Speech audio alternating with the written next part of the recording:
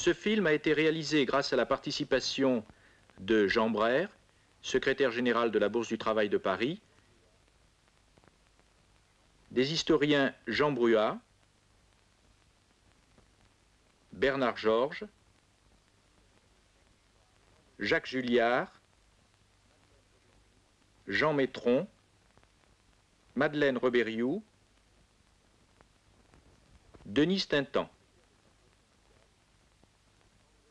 Des secrétaires des centrales syndicales, André Bergeron, CGT-FO, Jean Bornard, CFTC, Edmond Maire, CFDT, Jacques Pomato, FEN, Georges Ségui, CGT, et de la Chorale populaire de Paris, dirigée par François Verken et Gérard Meyer. Français, immigrés, les patrons, même combat. Français, immigrés, les patrons, même combat. Il existe des centaines de milliers de travailleurs.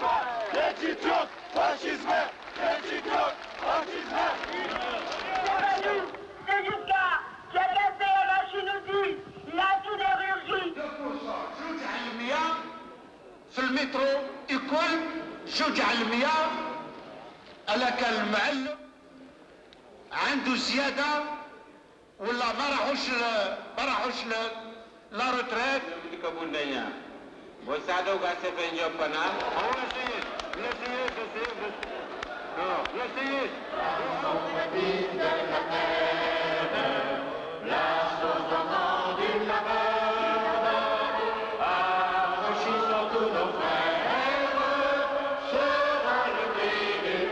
À 2 pas de la place de la République, aux 3 rues du Château d'Eau, se trouve le bâtiment principal de la Bourse du Travail de Paris. Des immeubles annexes sont rattachés à la bourse principale. L'annexe Eugène Varlin, située 85 rue Charlot, et l'annexe située 67 rue Turbigo.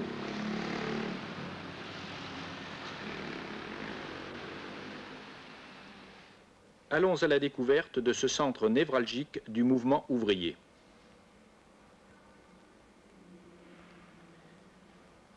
Depuis presque un siècle, la bourse a gardé le même aspect.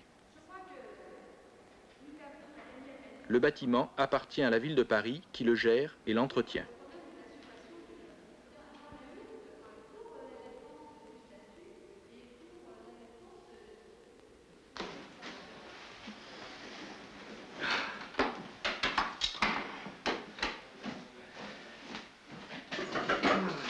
Bon, tu viens Bébert là? Ouais. Allez, amène-toi parce qu'autrement on s'en sort pas. Bon tirage, arrête non, mais il n'y a pas une erreur là, c'est 3 800 000 immigrés en France qu'il y a? Environ entre 3 800 000 et 4 millions. Ah, oui, bah, le tirage il est bon, je crois. Ah, et, les Turcs, on n'a peut-être pas ressorti assez le problème des Turcs en ce moment. Et ça va sortir dans on fera un autre tirage pour les Turcs. Bon, bah continue à tirer. Hein.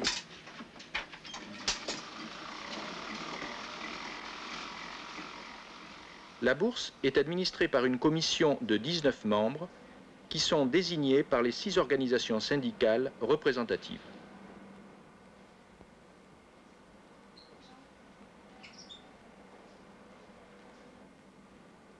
La commission administrative élit un secrétaire général et 2 secrétaires adjoints. Actuellement, le secrétaire général est Jean Brère. Au cours des années, l'histoire s'est inscrite sur les murs et le mobilier de la bourse. Ce tableau de Stendhal, intitulé La Libératrice, a été offert par l'artiste à l'Union des syndicats CGT en juillet 1920. Cette grille en fer forgé est un don des ouvriers serruriers. Tous les militants ont cherché à embellir leur maison. Plus récemment, en 1972, le projet d'une nouvelle bourse du travail a même été élaboré. Alors, il y a un projet récent, si nous voulons dire récent, qui date de maintenant 10 ans, de la création d'une nouvelle bourse du travail de Paris digne de la capitale. C'était le mot employé d'ailleurs par les propositions du Conseil de Paris lors de leur décision. Depuis, les crédits ont été abandonnés et il n'y a rien de prévu pour la construction de cette nouvelle bourse. C'est fâcheux. Ouais. Mais on n'y peut rien. Tout au moins... on n'y peut rien. On essaiera d'y pouvoir quelque chose un jour prochain. Mais nous n'en sommes pas là. Mais ce qu'il me semblait, c'est que le projet de cette bourse du travail est particulièrement ancien, puisque j'ai souvenance qu'un certain monsieur de Corcelles, en 1790, avait avancé un premier projet de bourse du travail. Des années se sont écoulées pour qu'un autre projet, tout au moins qu'un projet plus sérieux, voit le jour et soit présenté par un certain Ducou. Et nous avons donc ici sur la table le premier projet et le dernier projet. Oui. Et alors, ce qui est curieux, vois-tu, c'est que je lis dans ce papier-là de la Bourse du Travail présenté par Lelier en 1848, la Bourse du Travail n'est pas une innovation, elle existe. Sur la place de l'Hôtel de Ville, c'est la grève des maçons. Sur la place du Châtelet, c'est la grève des peintres. Presque toutes les industries du bâtiment ont leur lieu de grève également livré au plus complet abandon et dépourvu de toute organisation. Mais il y a donc là l'origine de ces grèves.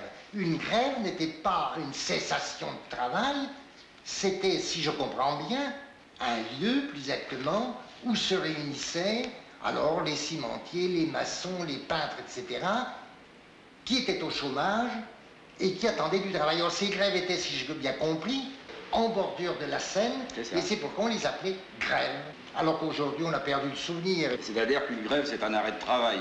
Une grève, c'est les ouvriers en chômage. Voilà. C'est-à-dire, au départ, ces ouvriers qui allaient chercher du travail auprès des patrons, malgré les intempéries, voilà. On a voulu les couvrir. On a voulu les couvrir. Et pour les couvrir, il y a eu des vingtaines ou des trentaines de propositions dans différents coins de Paris où on devait aller d'un simple hall couvert à un immeuble sur la rive gauche, sur la rive droite et un peu partout dans Paris. En 1883, des ouvriers réunis rue Saint-Antoine produisaient un manifeste appelant à la création d'une bourse du travail. Un an plus tard, les blanquistes élus à l'Hôtel de Ville de Paris se déclaraient favorables à la création de cette bourse. Et en 1887, une bourse située rue Jean-Jacques Rousseau était inaugurée par M. Gustave Mesureur, président du conseil municipal. Il dira à l'inauguration: « Rappelez-vous que cette idée a mis un siècle à germer. » En 1891, 216 syndicats et groupes corporatifs étaient inscrits à la bourse. Le 22 mai 1892, l'inauguration de l'immeuble situé 3 rue du Château d'Eau était célébrée comme un événement socialiste important. Au nom de la ville de Paris, je vous remets cette bourse centrale du travail avec la confiance qu'elle sera entre vos mains un instrument de pacification sociale, dit M. Mesureur. Une affiche couvre alors les murs de Paris.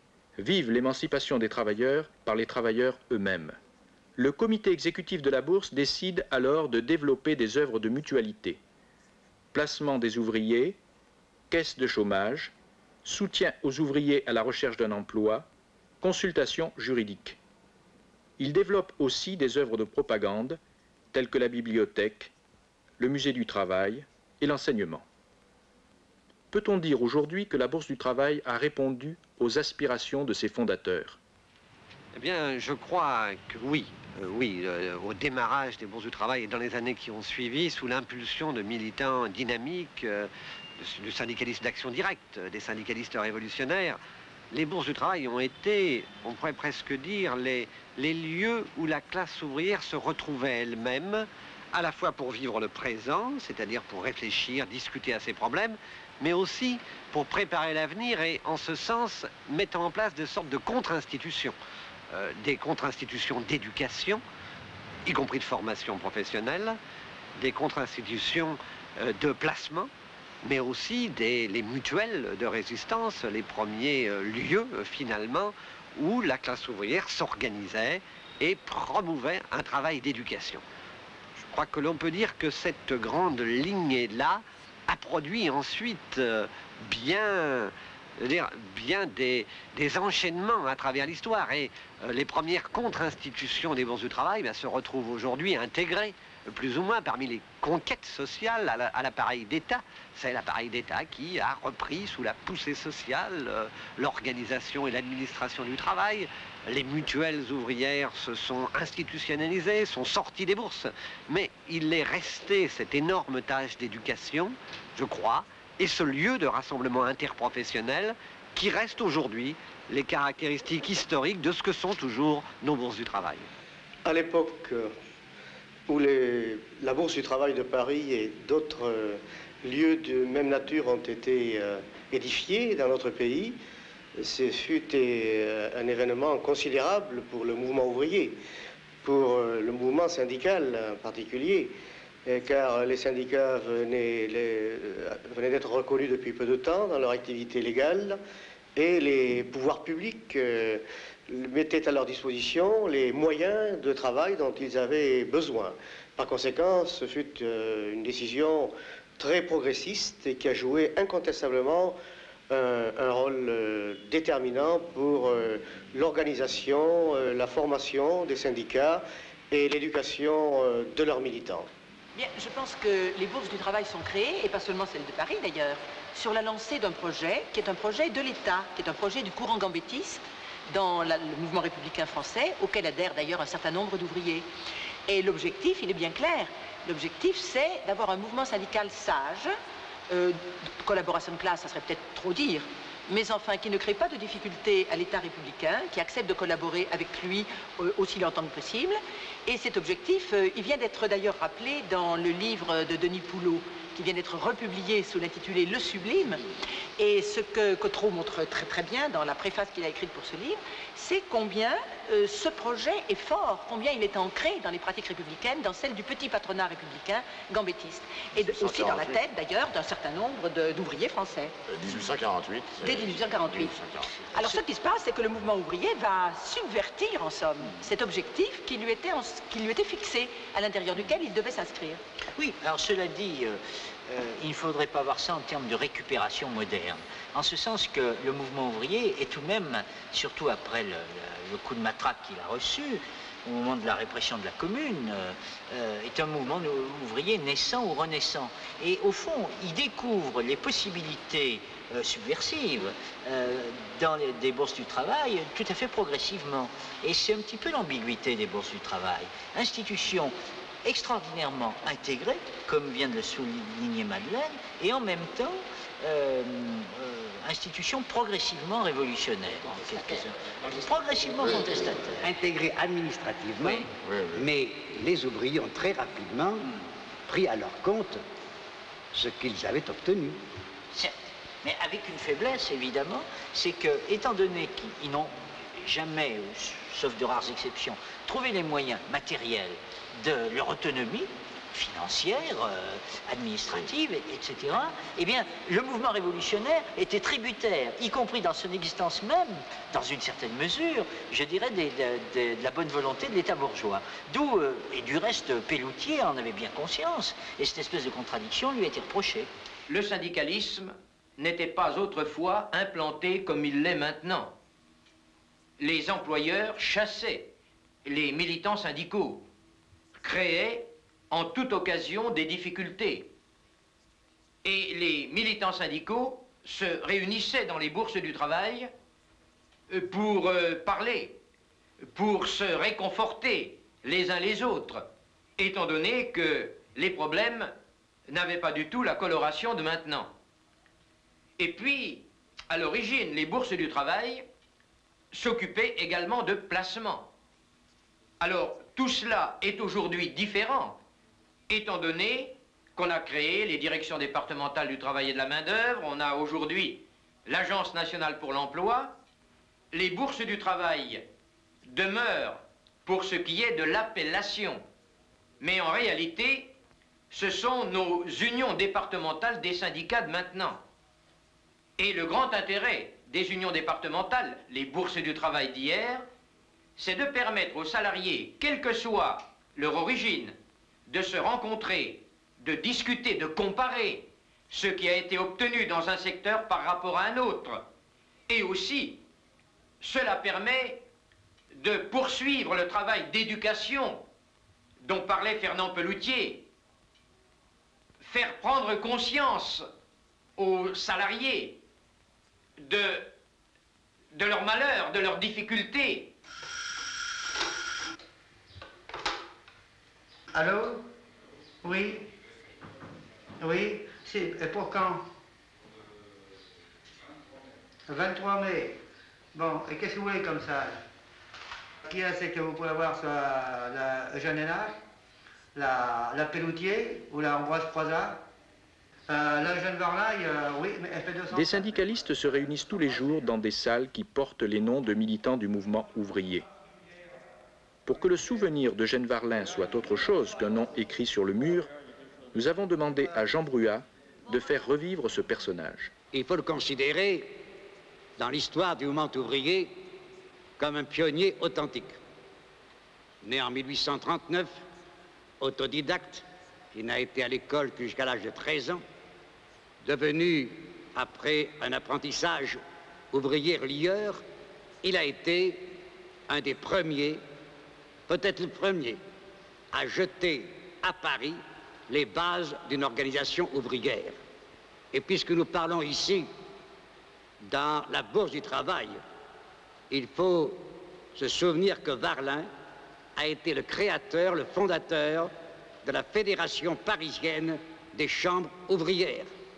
Et si l'on songe à sa correspondance, il avait le désir d'aller beaucoup plus loin et il avait jeté les bases de ce qui deviendra en 1895 la Confédération générale du travail.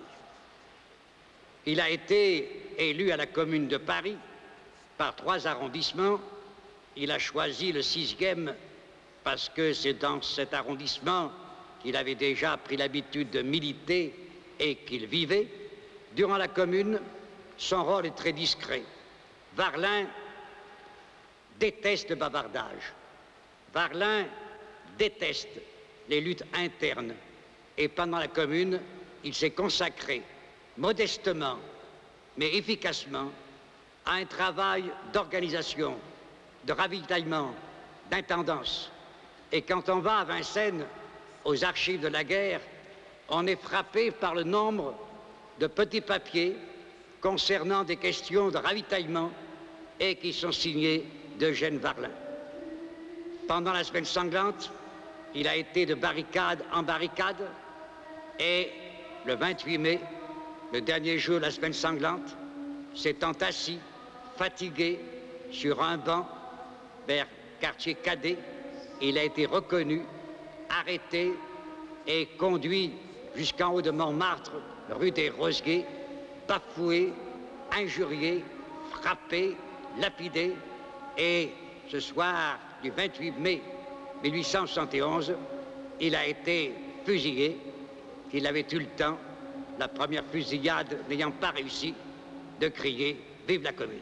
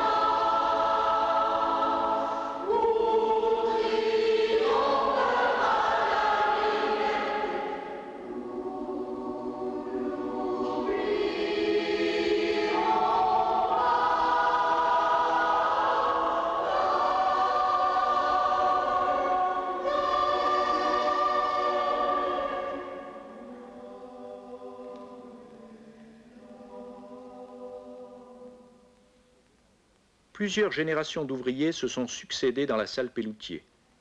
Les graffitis témoignent des longues séances de réunion pour préparer les luttes. Et l'on pense à Fernand Pelloutier qui s'épuisa dans l'organisation du mouvement ouvrier. De toutes ces illustrations du mouvement ouvrier, de toutes ces grandes figures, Fernand Pelloutier est bien certainement la plus obscure. Il est obscur d'abord parce qu'il a vécu peu de temps. Il est né en 1867 et il est mort en 1901.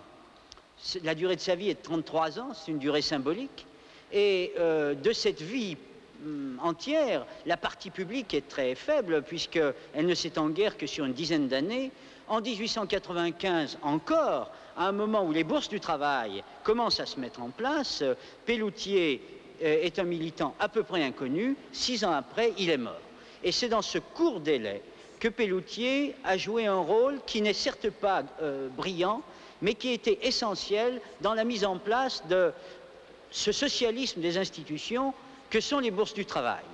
Avec Pelloutier, c'est une phase tout à fait particulière qui commence, une phase qui n'est pas tellement marquée par les grèves. Certes, Pelloutier va se faire connaître comme, on l'a dit, une sorte d'apôtre, une sorte de propagandiste de la grève générale, et curieusement, ce militant, sa vie durant, a été hostile aux grèves.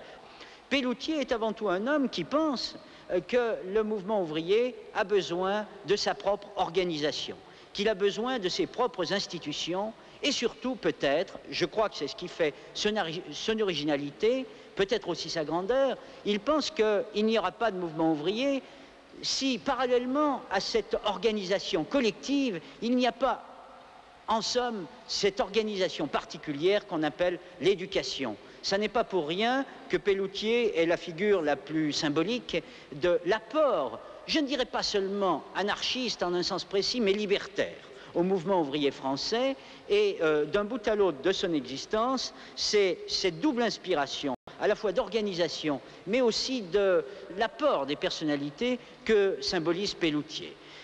Il a été le secrétaire des bourses du travail, il l'est jusqu'à sa mort, à une époque où les bourses du travail, en tant que telles, sont séparées de l'organisation qui commence à se mettre en place et qui s'appelle la CGT.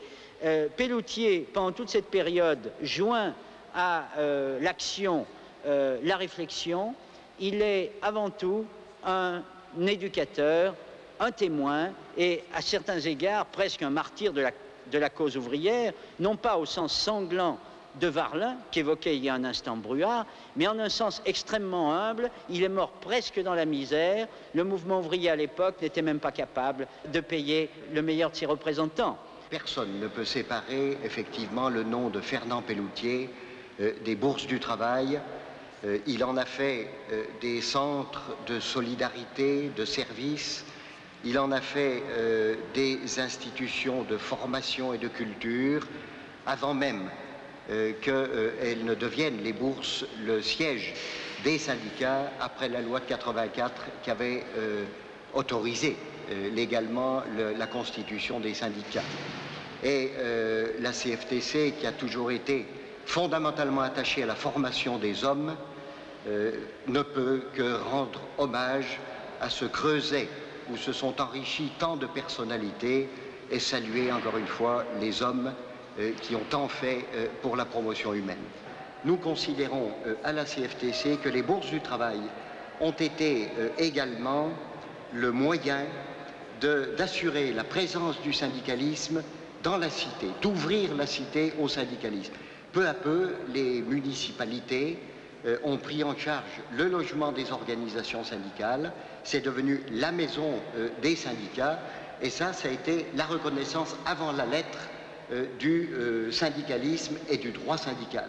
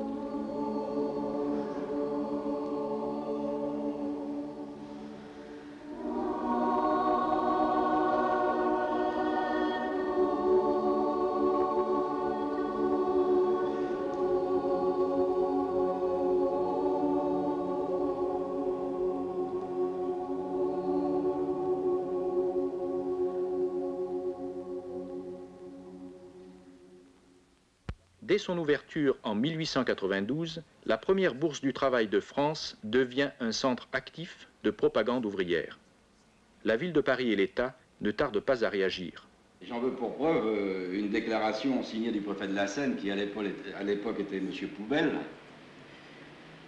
Il disait, il écrivait, il faisait afficher à la Bourse du Travail de Paris: le préfet de la Seine informe les syndicats qui n'ont pas satisfait aux prescriptions de l'article 1 de la loi du 21 mars 1884 qu'un délai d'1 mois à partir du 5 juin courant leur est imparti pour régulariser leur situation. Passé ce délai, les syndicats qui n'auraient pas opéré le dépôt de leur statut avec l'indication du nom des personnes qui, à un titre quelconque, sont chargés de leur administration ou de leur direction, ne sauraient continuer à jouir du bénéfice de leur installation dans la Bourse du Travail. En réponse au préfet Poubelle, 8000 personnes se réunissent à la Bourse du Travail pour appeler à la révolte.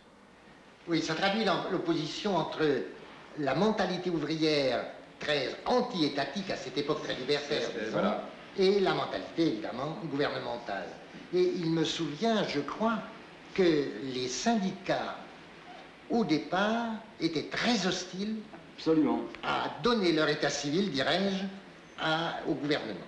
Ils voulaient bien profiter de l'abri, puisque c'était un abri, qu'on mettait à leur disposition, mais se refusaient à dire « je suis né à telle date et j'habite dans telle rue ». Et on peut comprendre cette réticence, parce qu'évidemment, ils pouvaient être amenés à un moment ou à un autre à être perquisitionnés, poursuivis, tout ça. Et c'était en somme faciliter tout cela, le travail de répression. La Bourse centrale était fermée le 6 juillet 1893. C'est-à-dire qu'un immeuble tout neuf avait servi à peine un an. Et cet immeuble a été fermé jusqu'en 96. Oui. Pendant 3 ans, la Bourse du Travail de Paris n'a pas fonctionné. En 1896, la bourse fut réouverte aux syndicats légalement constitués. Influencée par le syndicalisme d'action directe de Fernand Pelloutier et sous l'impulsion de nombreux courants socialistes, la bourse connaîtra à nouveau de grandes heures de colère et de révolte. En 1906, on voit souvent cette photo représentant la façade de la Bourse du Travail avec cette immense banderole où il est dit, à partir du 1er mai 1906, ils ne travailleront plus que 8 heures par jour. Eh bien, tous les 1er mai qui ont suivi, les manifestations dans Paris avaient comme mot d'ordre « nous ne travaillerons plus que 8 heures par jour ». Et il a fallu attendre 1919 pour que la loi des 8 heures soit votée. Que manque-t-il à l'ouvrier français, se demandait Pelloutier quelques années auparavant? En matière de courage et de chevalerie, rien. Il est brave, le feu ne l'effraie pas, il le prouve pendant la Commune. Ce qui lui manque, c'est la science de son malheur. C'est de connaître les causes de sa servitude. C'est de pouvoir discerner contre qui doivent être dirigés ses coups.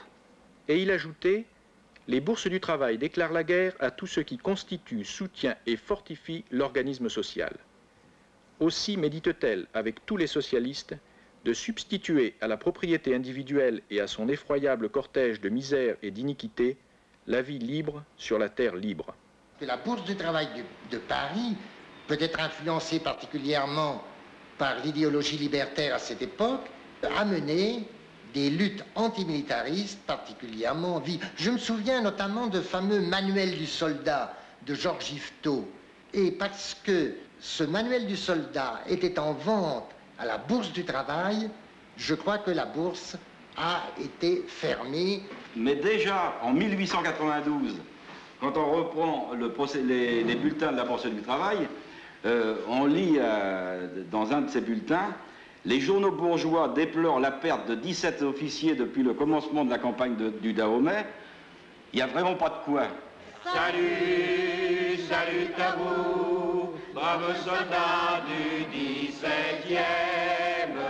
Salut, salut à vous, chacun vous admire et vous aime. Salut, salut à vous, à votre geste magnifique. Vous auriez, en tirant sur nous, assassiné la République. En 1922, les syndicalistes installaient en grande cérémonie le buste de Jean Jaurès dans la plus grande salle de la Bourse du Travail. Aujourd'hui encore, les militants se réunissent dans la salle qui porte son nom. Madeleine Rebériou évoque cet homme de la paix. De Jean Jaurès, on ne connaît guère que son assassinat. Et c'est vrai qu'il meurt, il est assassiné le 31 juillet 1914 et que la guerre va passer. Elle arrive au moment de la mort de Jaurès. Et ce n'est pas un hasard. C'est que Jaurès avait été non seulement le plus ardent défenseur de la paix, le plus ardent combattant pour la paix, mais aussi le plus ardent combattant contre les guerres coloniales, contre la guerre du Maroc, un des rarissimes Français à avoir perçu ce qu'il y avait de nouveau, de profondément original, spécifique dans les cultures non françaises, dans la culture arabe en particulier, dans les cultures arabes. Mais si Jaurès est assassiné le 31 juillet 1914, si c'est le socialiste et le combattant des guerres coloniales qui est assassiné avec lui, la Bourse du Travail a d'autres raisons d'évoquer le personnage de Jaurès. Pourtant, Jaurès n'était pas un ouvrier, il n'a jamais été un militant syndicaliste. C'est un intellectuel, né en 1859, professeur de faculté, et qui vient au socialisme tard, en 1892. Il a déjà 33 ans. Mais ce professeur de faculté, devenu socialiste, s'engage aux côtés des ouvriers avant même qu'il n'adhère au socialisme. Il prend contact avec le monde du travail dès 1885, 86, 87. Il assiste au deuxième congrès de la Fédération des mineurs en 1886. Et en 1892, c'est la grande grève des mineurs de Carmaux qui le décide à entrer dans le militantisme socialiste. Il restera très proche de la classe ouvrière jusqu'à sa mort. Il sera un véritable leader de grève, lui qui était non ouvrier et non membre du syndicat, d'aucun syndicat. Il conduira la grève de 1895, la grande grève des verriers de Carmaux. Il sera appelé comme arbitre dans la grande grève de 1900, grève des mineurs également. Il sera à côté des ouvriers en maintes circonstances. Il sera pourchassé avec eux dans les rues de Carmaux. Pas seulement Carmaux, pas seulement le monde des mineurs. Jaurès, c'est aussi celui qui entreprend, à partir de 1905, surtout, à partir de l'unité socialiste et à partir de la Fondation de l'Humanité en 1904, c'est l'homme qui entreprend de réaliser, comme le disait Jean Métron, la convergence entre le mouvement syndical de la CGT, le syndicalisme révolutionnaire ou syndicalisme d'action directe, et le socialisme. Et il l'entreprend dans des circonstances extrêmement difficiles, dans une atmosphère de tension très grande, au moins au sommet des organisations. À la base, c'était autre chose, mais au sommet, la tension était extrême. Il ouvre dans l'Humanité une tribune destinée aux syndicalistes révolutionnaires de s'y exprimer. Il est critiqué très vivement pour cette initiative. Il glorifie devant la Chambre des députés le mouvement syndicaliste révolutionnaire. Il glorifie en lui sa volonté de changer le monde fondamentalement. Il glorifie en lui sa volonté d'émancipation ouvrière. Et il affirme qu'entre socialisme et syndicalisme, les mésententes sont certes sérieuses, elles ne sont pas fondamentales. Elles ne peuvent pas durer éternellement. Si elles ne sont pas fondamentales, c'est parce que finalement, les deux modes d'expression du mouvement ouvrier ont un objectif commun, l'émancipation de la classe ouvrière et de l'ensemble de l'humanité, la victoire un jour d'une autre société. C'est aussi parce qu'il combattait pour cette unité et pour cette autre société que Jean Jaurès a été assassiné. Pour de nombreux militants, le mouvement syndical est marqué par la figure de Léon Jouot. Une plaque a été posée dans la salle qui porte son nom. Bernard Georges évoque le syndicaliste. Léon Jouot est très représentatif du mouvement syndical français contemporain. Son grand-père avait été victime des journées de juin 1948. Son père, tambour de la commune, n'avait dû sa survie qu'à sa bonne connaissance des égouts de Paris au moment de la répression.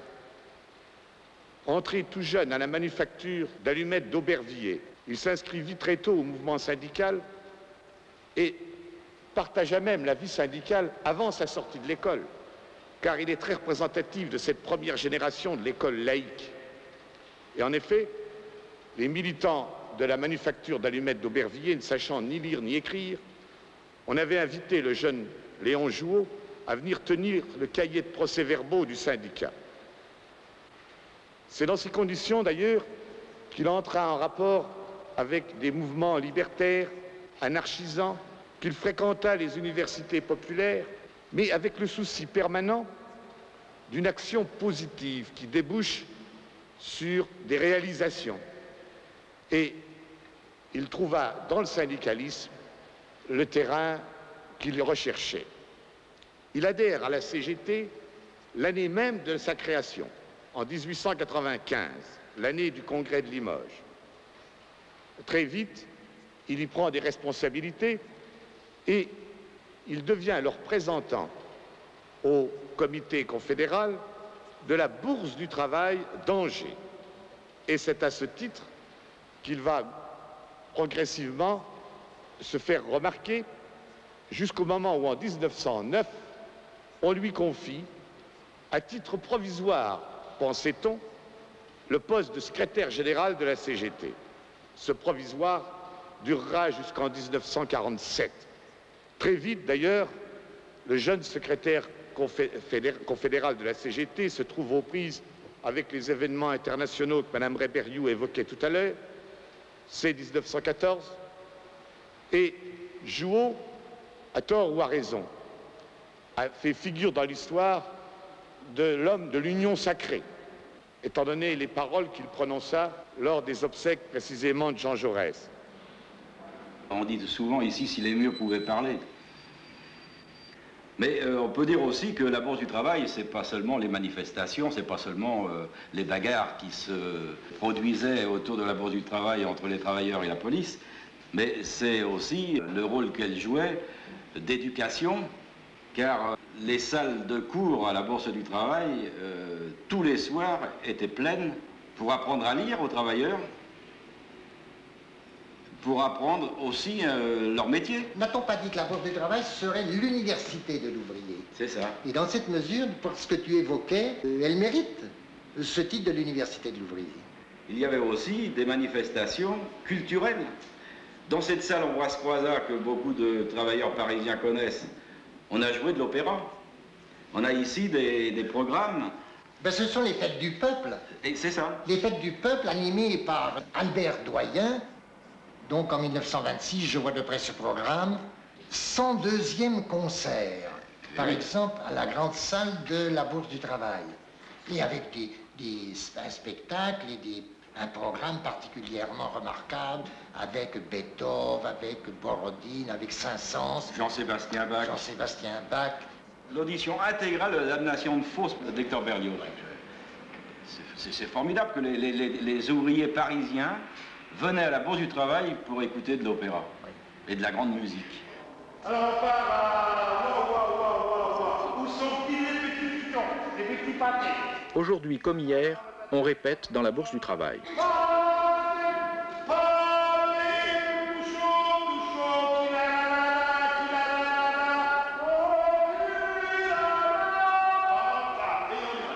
Ok. Où sont-ils les petits pâtés? Regardez! Où sont-ils ces petits pâtés?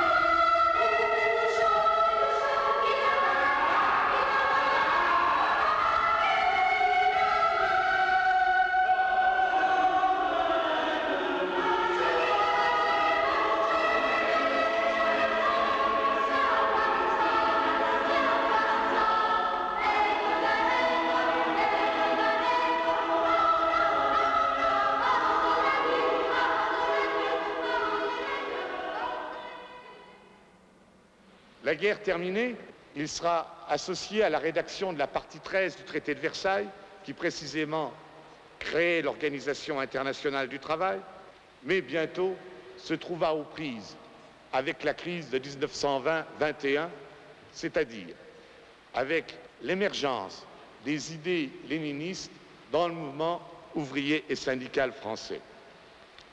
Plus proche de Proudhon que de Marx, Jouot manifesta très vite son hostilité aux idées nouvelles venues de l'Est et, à ce titre, refusa les conditions posées par ses camarades ralliés aux idées léninistes. C'est dans ces conditions qu'en 1921, la scission syndicale, la première, eut lieu.